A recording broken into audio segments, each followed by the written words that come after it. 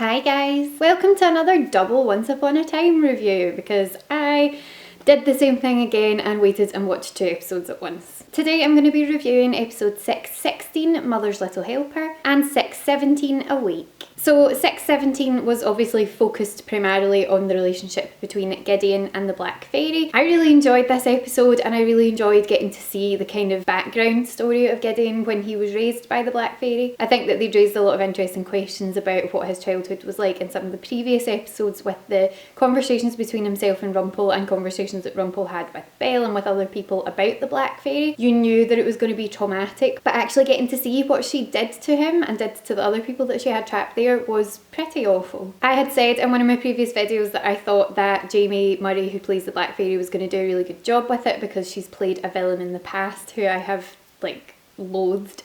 And I stick by that. I think that she's doing a really good job with this character. She's one of these people who you just, she just makes your skin crawl. Not Jamie Murray, she seems lovely. But the character, the Black Fairy, she just sort of makes your skin crawl. And yeah, I've been finding the scenes with her really compelling just purely because it's one of these love to hate kind of scenarios. But I think also Giles Matthey is doing such a good job with this character. When he came into it to begin with, was someone who I really liked. The kind of early hints of Gideon I really enjoyed, and now he's become this really complicated character. It was when he was working with Emma to begin with. Also got to do a quick shout out for some of the brilliant Emma lines in this episode. I loved the moment where she was like, if you don't bring Hook back on your own, I'm going to make you, and then punched him in the face. Kind of just want to throw that out to all the people who are criticising Emma for being a weak character now, because she's in love. I think that just goes to show that she has not lost her spark. So yeah, there were some really good lines in this episode, and she said, let's get my pirate back, and the if you don't bring Hook back, I'll make you kind of thing. Really enjoyed those moments. And so when they were working together to begin with and they were in the house and it seemed like they were on the same side, I was starting to warm to him a bit. Then of course you realise that actually he's led her there to have her killed by this spider, which was Harry Potter flashbacks of horror. That was pretty horrific. But yeah, at that moment where you then realise actually he's just led her there to die, and she's not actually going to, but he's quite willing to walk out and leave her, was awful. And so then you're back to hating him again, and then you discover that she's got his heart and she's controlling him, and it all starts to make sense. The very idea all through it of oh, if I kill the saviour, I'll use her power to kill the Black Fairy kind of thing didn't really make a massive amount of sense to me throughout this past couple of episodes. And so actually seeing that she's in control of him and she's kind of using him as a tool to get rid of Emma so that she can do whatever it is that she's planning, now that it's out in the open, that makes a lot of sense. I really enjoyed the Emma and Snow moments in this episode as well. It was nice actually to see them having a bit of a chance to kind of bond and spend some time together, because with the whole charming Snow curse, there's not been much opportunity for that recently, other than Drunk Snow, which I stand by as one of my favourite moments in season 6. So I'm going to keep this review really short because I don't have a massive amount of time. Otherwise in this episode I really enjoyed, obviously, pigeons. Can you hear them? Pigeons are cooing in the chimney. They've stopped. Okay, good. Thank you for respecting my process. Or not. Guys, really? Right now?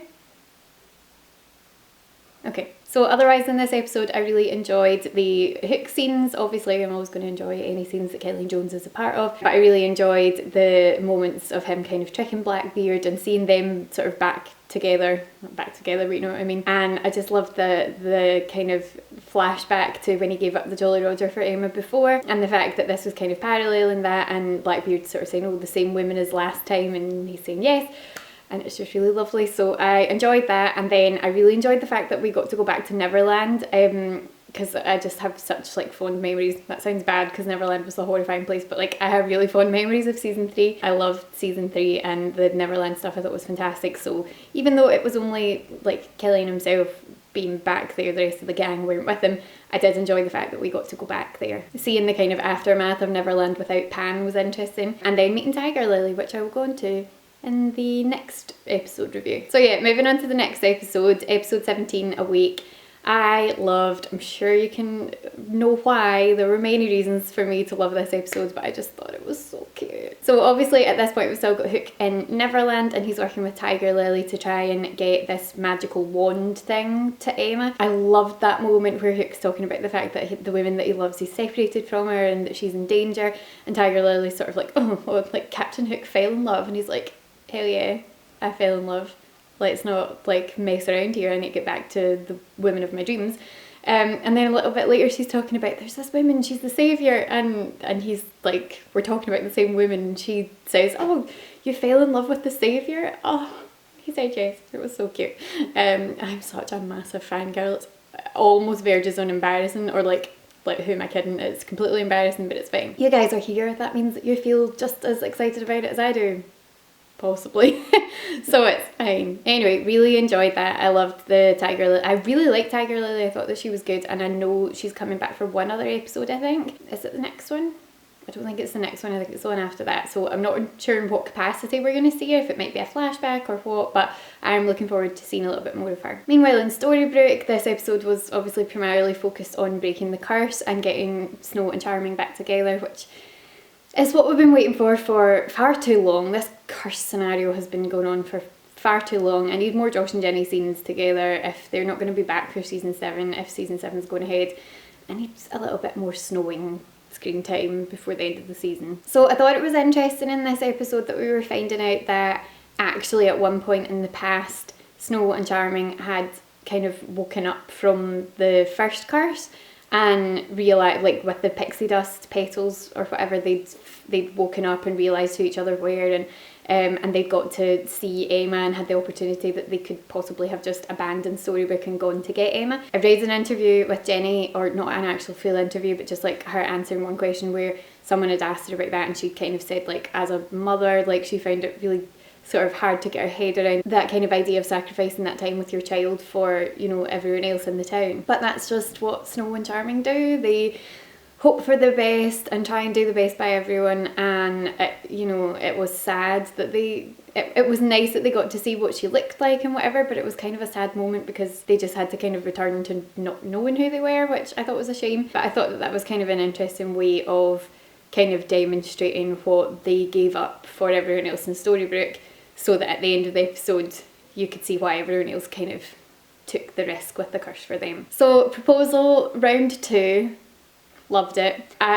Something that I hadn't actually thought about that someone pointed out online, this person was not a CS fan, so like I didn't read much more of the tweets, but someone had said like, oh, like did Snow not think about Neil when she was like, no, you take it, like you go and get Hook and whatever, like obviously like Emma and Henry and Regina and Hook and all that are all there, someone will look after him, but the fact Snow was like, oh, you'll find a way to wake us eventually, like let's just leave our other child for the second time. Also, where is Neil at this point? We haven't seen him for ages, but anyway. So proposal round 2, again I've watched it a large number of times since I watched the episode. I just thought it was lovely. The one thing that I'm slightly irked by, and it's something that they've done a similar thing with before, was, and I know that it's a time thing, so in the season 4 finale when Rumpel had his heart, or had Kellyan's heart, and was controlling him, and then like he nearly died and Emma found out and had to get his heart back and return it back into his chest and all that. I really wanted more of a conversation at that point about the fact that like he'd put himself in that situation and we didn't really get it. And I know that it was a timing thing, but I was always a bit frustrated about that. Similarly, much as though I loved the proposal, and I will always love the proposal, I felt like we probably could have had a little bit more of a conversation on screen about the whole David's dad death scenario. Like obviously by this point like Hook's like sent his shadow to Emma to give her the wand, which by the way was, oh, so adorable. And see when he touched her face, like when his shadows touched her face, so cute. But anyway, at that point, you know, he'd been through all of that stuff, he'd been trapped in these other realms, so I know that, you know, everyone was just glad to have him back, but I do feel like we could have had slightly more of a conversation about that. I know it wasn't really the time and everything was chaotic and he really just wanted to kind of get them back to a good place before, you know, before the next hurdle appeared. But I did kind of feel like that maybe should have been talked about a little bit more. I'm just choosing to assume that that happened off camera and that later in the day they'll have a more in-depth conversation about it. But yeah, I felt like the writers could have done a little bit more with that. Like after making that like a huge deal, like this huge twist, I kind of feel like they quietly brushed under the carpet a little bit quickly, which they probably shouldn't have done. But anyway, moving on. Proposal Mark 2 was lovely. I love the fact that she got down on one knee with him. I also really loved the fact that he kind of like mirrored what she'd said in the first proposal, where she'd found the ring and was saying, oh, I know I've spoiled the surprise, but what do you say? And so, and then in this proposal he said, what do you say? And so cute. I love them far too much. This wedding is just, I'm far too excited. Like, I've known for ages that the wedding is in the musical episode because I'm a sad loser who looks up spoilers all the time. So this hasn't come as a huge surprise to me. So now that the art for that episode's been released with the hook and the rings and all that, which I love, I've seen people being like, oh my god, I'm so excited, the wedding's going to be the musical episode. And I'm like, oh, I should have not looked that up and then I would have been excited to see all that. But I'm still excited to see it, but like, you know, I'm just happy there's confirmation of it now. So yeah, the final scene of this episode was lovely. Regina had been working so hard to try and figure out how to break this curse, and it was quite funny when I think it was Henry said to her, if anyone can beat you, it's you, kind of thing. So she'd been working to try and figure out a way to do it, and just nothing was working. And in fact, the idea she had come up with ended up being quite damaging. When Snow had like taken the potion and her heart was not feeling great, and that was all a bit stressful. But I just really loved that scene where they all kind of stood together, and it was one of these moments where the whole town kind of came together to do something to help someone who was in need. And Snow and Charming have done so much for them over the years, and it was kind of just this lovely moment of everyone saying like, well, okay, they've taken so many risks for us over the years, like we'll take a risk for them. Obviously I loved that it was like Killian and Regina and Emma who were the first ones to kind of step up, and Henry obviously. But then I really loved just seeing everyone else just like stepping up to the plate and being like, yeah, I'm going to help them too. It was adorable when they woke up and their first instinct was just to be like caught up in each other and the fact that they were both awake, before turning around and being like, oh my god, everyone else has passed out. And that look of sheer horror when they were trying to like wake everyone up, and the look of relief when David managed to just sort of patted him and she woke up right away. Also, not gonna lie, loved the adorable cuteness of the fact that they like fell asleep together. So easily amused. But yeah, I thought it was lovely, and I thought it was a lovely way to end that sort of cursed storyline. I know that some people have been like, oh, if it was that easy, like, oh, they've gone through all that time and it was that easy, but I actually think that it was a really nice way of doing it, because it was this real moment of togetherness and collectedness for everyone in the town, and it just kind of highlighted that idea that Snow and Charming have just, they've always been at the forefront of all of this, and everyone would be willing to do whatever it takes to make them okay again. So yeah, that was nice. I also really enjoyed the scenes between, or the final scene between Rumpel and the Black Fairy. I think there's going to be some interesting stuff with them, and I just love the idea of her being his mother. I think that there's going to be some interesting stuff to explore with that in the next couple of episodes. So I'm going to leave it there because I'm going to go and get my dinner, but I'm looking forward to editing this, and I hope that you've enjoyed it. Let me know in the comments down below what you thought of these episodes, and don't forget to give this video a thumbs up if you enjoyed it. If you haven't already, you can hit subscribe to keep up with all of my other videos and my other Once Upon a Time reviews. And thank you so much once again for watching. I'll speak to you again soon.